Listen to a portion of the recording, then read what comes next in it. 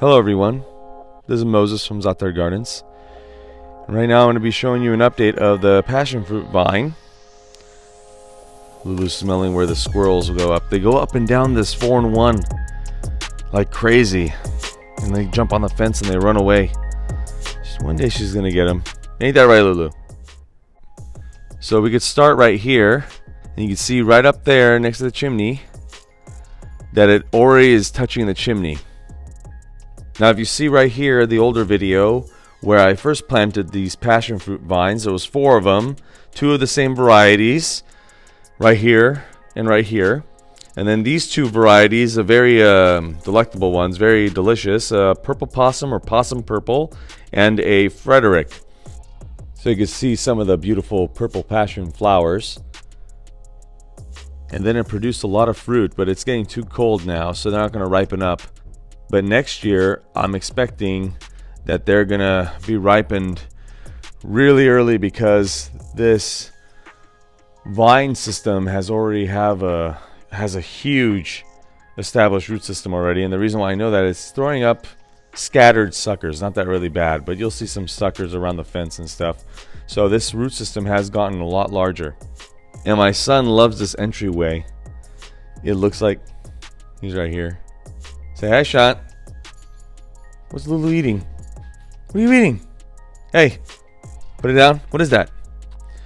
My son loves this entryway. It makes him feel like it's a magical forest, he said, going through it, especially from the other direction. Like right now, you can see it just as beautiful just to walk in and make you feel like you're going to another planet.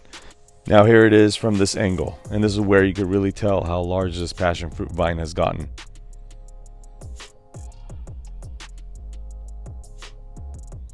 Isn't that incredible? In 8 months, this is how fast it's grown.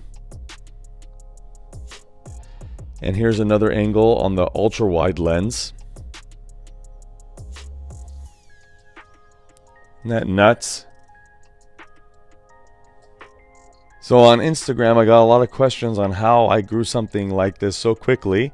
And once again, I'm going to revert to what I always respond with: seaweed, fish, and heavy wood chip mulching. Around the base of this passion fruit vine, there's immense ground covers of longevity spinach and Okinawa spinach, which look beautiful, by the way. Look at this. And amazing colors. And about 1 foot of wood chips in this area.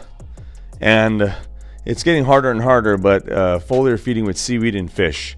I'm slowing down with the fish foliar feeding because it's going into the patio, the smell that is, and I don't really want that anymore. So it used to grow all the way up here, but it's getting too heavy. It used to grow this way, all the way up to this location, and then finally fell down.